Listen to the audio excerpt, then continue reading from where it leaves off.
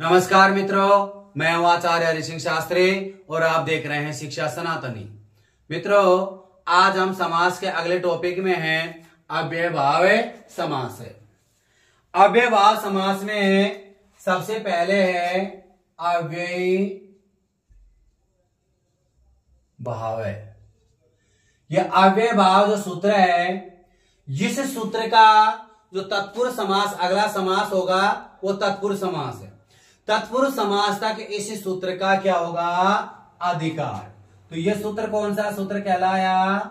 यह अधिकार सूत्र कहलाता है। कौन सा सूत्र कहलाता है? अधिकार सूत्र कहलाता है।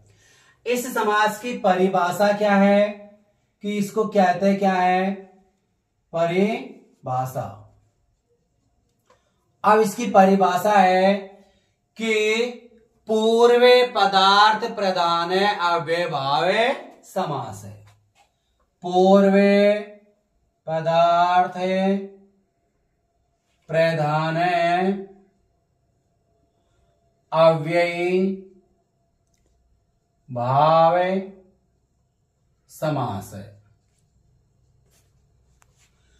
पूर्व पदार्थ प्रधान अव्ययी भाव समास है कि जिस समास में पूर्व पद के अर्थ की प्रधानता होती है, अर्थात जिस समास में पहले पद की प्रधानता होती है वह समास कौन सा कहलाता है? अव्ययभाव समास कहलाता है।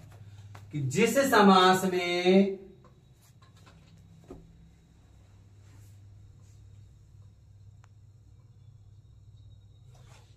पूर्व पद के अर्थ की प्रधानता होती है वह समास कौन सा समास कहलाएगा? अव्ययभाव समास कहलाएगा। इस समास की पहचान यह है कि इसमें पहला पद अव्यय उपसर्ग या निपात दिखाई देगा। क्या दिखाई देगा? अव्यय उपसर्ग या निपात। अब देखिए यहां पर अव्यय कहते किसको है? सदृशम त्रिशुलिंगेषु सर्वासु च विभक्तिषु वचनेषु च सर्वेषु यन्वेते तदव्ययम् नए वेति इति अव्ययम्। यानी कि जिस शब्द में विकार या परिवर्तन नहीं होता हो वह क्या कहलाता है? अव्यय कहलाता है। और जो किसी धातु या धातु से पहले जुड़ने वाले शब्द को या उसके अर्थ में परिवर्तन कर देता है उसे उपसर्ग कहा जाता है। अब क्या है यहां पर? निपात। निपात कैसे कैसे कहते किसको है? कि द्रव्यवाची से भिन्न अर्थ में च आदि निपात संज्ञा के होते हैं। और सूत्र कौन सा होगा इसका? चादयो असत्वे। कौन सा होगा? चादयो असत्वे। यानी कि च व है आदि की क्या होगी? निपात संज्ञा होती है। इस समास में, किसमें? अव्ययभाव समास में प्रथमा निर्दिष्टम समास है। प्रथमा निर्दिष्टम समास है उपसर्जनम। प्रथमा निर्दिष्टम समास है उपसर्जनम से क्या होगा? यहां पर उपसर्जन संज्ञा होगी। क्या होगी? उपसर्जन संज्ञा। किससे होगी उपसर्जन संज्ञा? प्रथमा निर्दिष्टम समास है उपसर्जन से क्या होगी? उपसर्जन संज्ञा हो जाएगी। अब समास का विधान करने वाले सूत्रों में, अर्थात जिन पदों का समास किया जा रहा है उसमें प्रथमा विभक्ति लगाकर जिस पद का निर्देश किया जाता हो उसकी उपसर्जन संज्ञा हो जाती है। उपसर्जन संज्ञा किसकी होगी? कि जिस समास में या जिस समास का विधान करने वाले सूत्रों में अर्थात जिन पदों का समास किया जा रहा हो उसमें प्रथमा विभक्ति लगा करके जिस पद का निर्देश किया जा रहा हो उसकी उपसर्जन संज्ञा कहलाएगी। कैसे कहलाएगी? जैसे यहां पर है अधिहरि, क्या आएगा? अधिहरि। अब यहां पर क्या करना है कि जो ये शब्द होता है पूर्व पद, इसमें कौन सी विभक्ति का प्रयोग किया जा रहा है? प्रथमा विभक्ति का प्रयोग किया जा रहा है। और हरि के साथ में इति शब्द का प्रयोग करेंगे तो क्या बनेगा? सप्तमी विभक्ति का प्रयोग करेंगे तो क्या बनेगा? हरौ आदि। अब यह शब्द क्या है? जो आदि है इसमें क्या है? प्रथमा विभक्ति। अब प्रथमा विभक्ति होगी तो उपसर्जन संज्ञा होगी, और उपसर्जन संज्ञा होगी तो यहां पर क्या करना है अपन को? उपसर्जन पूर्व से पूर्व प्रयोग कर देते हैं कि इस समास में उपसर्जनम पूर्वम सूत्र के द्वारा पूर्व प्रयोग किया जाता है। और इस समास में एकारांत शब्द जितने भी होंगे, कोई भी शब्द अपन बनाएंगे जो एकारांत शब्द होता है वो नपुंसकलिंग एक वचन में प्रयोग किया जाता है। तो यहां लिख देते हैं कि इस समास में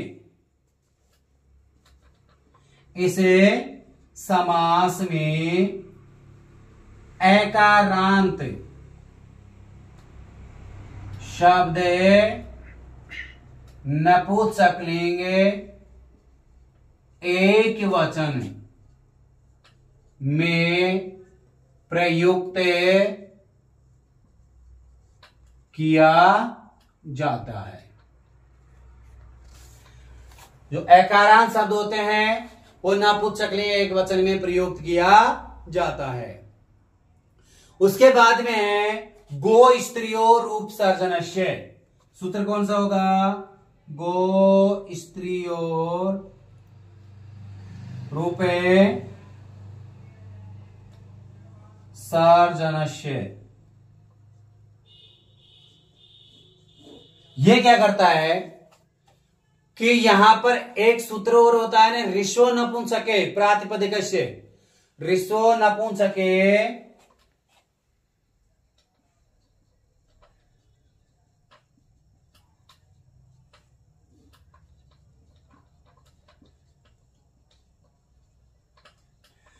ऋषो नपुंसके प्रातिपदिकस्य। ये क्या करते हैं कि सूत्रों के द्वारा ऋष्व कार्य किया जाता है।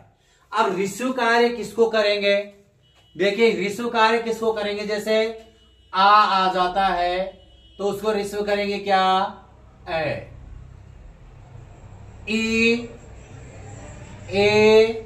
आई। ये आ जाते हैं तो इसको ऋष्व क्या करेंगे? ई। ओ औ। इनको ऋष्व कार्य क्या करना है अपन को? उ। ये ऋष्व कार्य किया जाता है। जैसे कैसे? उदाहरण क्या होगा हमारे यहां पर? उदाहरण है, अब हमारा उदाहरण क्या रहेगा? उपे यमुनम। उदाहरण क्या रहेगा? उपे यमुनम। अब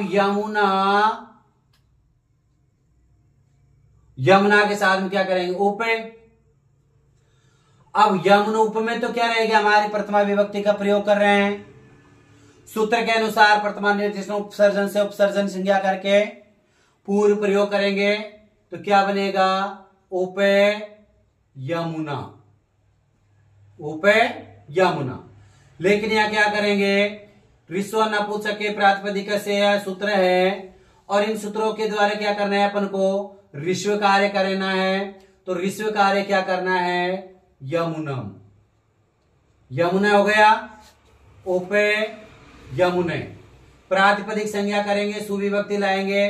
सु के स्थान पर क्या करना है अपन को? अम आदेश करना है।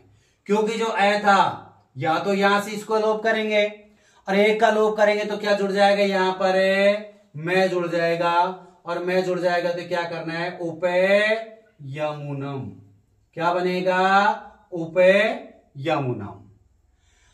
और यहां तक आया समझ में, ऋस्व कार्य कर दिया, ए के आ के स्थान पर ए कर दिया, ई ए आई के स्थान पर ए कर दिया, उ ओ औ के स्थान पर उ कर दिया। उपयमुना में उपयमुना उपे, यमुना उपे पूर्व प्रयोग करेंगे, उपयमुना। यहां पर ऋस्व कार्य करेंगे, सुविभक्ति लाएंगे, सु के स्थान पर आमादेश करेंगे तो क्या बनेगा, उपेयमुना। अब यहां एक और सूत्र है, अबे भावे चाय काले। इस सूत्र के द्वारा नियम क्या रहेगा, सह के स्थान पर क्या करना है अपन को, सह आदेश से करना है। सूत्र क्या रहेगा, अव्यय भावे चाय काले, अव्ययी भावे चा काले। ये सूत्र क्या करता है कि अव्यय भाव समास में सह के स्थान पर, सह के स्थान पर क्या करना है अपन को, सह आदेश से करना है। सह के स्थान पर क्या करना है, सह आदेश से करना है। फिर से देख लीजिए, अव्यय भाव समास है।